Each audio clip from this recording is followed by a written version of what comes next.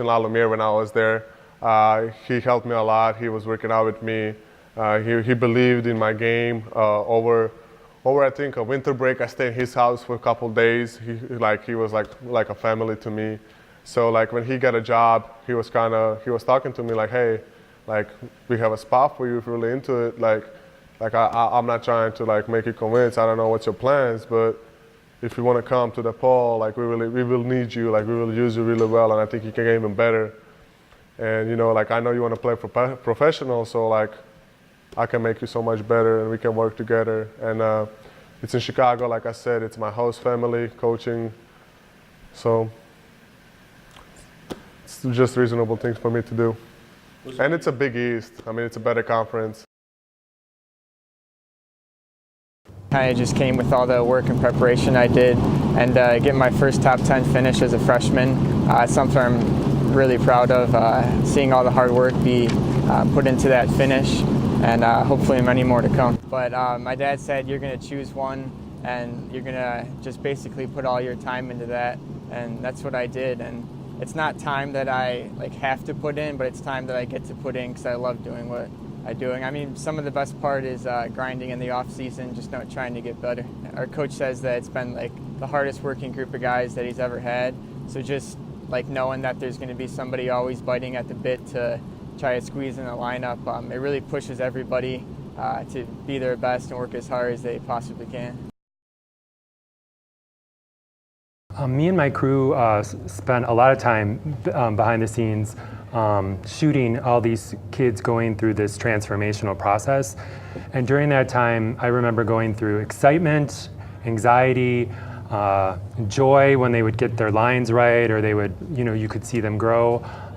So a lot of hope, a lot of nervousness, and really you saw a lot of confidence in them grow as they matured in their roles. I would say that for sure, in the process of being a storyteller, a media maker, you always want to see characters develop and change over time, and see them go over those highs and lows in terms of getting frustrated, growing, finding their voices, finding their performance, and I think we went through that with them as the camera crew, seeing that every day through the many months we were there. Well, it was definitely a different experience for me. It was sort of the first project I'd really produced on, so it gave me an opportunity to kind of step into a different role than what I'd done before. But I did really enjoy getting to talk to, I mostly worked with the parents actually, so that was rewarding in its own way, and it was definitely, I think, a different take on what we were doing. The practice schedule is enormous. It starts at the beginning of May and goes usually to sometime in September for the final performance. They practice anywhere from 1 to 4 times a week, depending on what month they're in. And there are about 50 to 55 rehearsals before the final performance. And we were at all but 3 of them. Wow. So we were at a lot, and I only missed 1. At one point, I had been there more than anyone, not only in our crew, but in more than the director, more than the people who brought it to DeKalb, or any single artist or mentor, because I wanted to make sure we didn't miss anything. We had about 10 students throughout the whole process, 8 undergrads and 2 grad students. Some specialized in sound, some specialized in camera. Juliana did a lot of the behind the scenes, kind of pre-interviewing kind of stuff. And some people took different roles, where they did both. They did maybe sound one day, audio, camera the other day. Juliana, we know that you made a GoPro video actually that went along with this theater production, and we were wondering, what was your favorite clip, or what was your favorite part about putting together the GoPro video?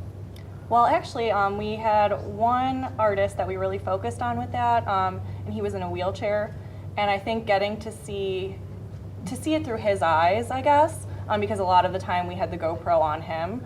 So in being exposed to his viewpoint of being involved in this production and just seeing it from that different angle was really interesting and was really inspiring too. Well, for me, I'd never worked on a production like this before. As I said before, I'd never produced, but I'd never even worked on a film that was any bigger than maybe like a class capacity. So it was really exciting to get to do something a little more professional. We're finally premiering it, which is awesome. We're really excited to see it on the big screen. So going through that whole process, I think for me was just really exciting. My most exciting moment on set was during the final show. Backstage, I wanted to get a shot of the character, Justin, who was in the wheelchair, smiling from behind the curtains, and I wanted to do it by myself on the final show. And I remember that was one day I got so emotional, I got a little nauseous because I was so excited because everything was kind of coming to fruition at that point because we were going to finish, at least with that part of the documentary. And so that, during the shooting, that was really exciting. And then now it all coming together and it being shown to the community I tried to showcase is really exciting and nerve-wracking, but really exciting.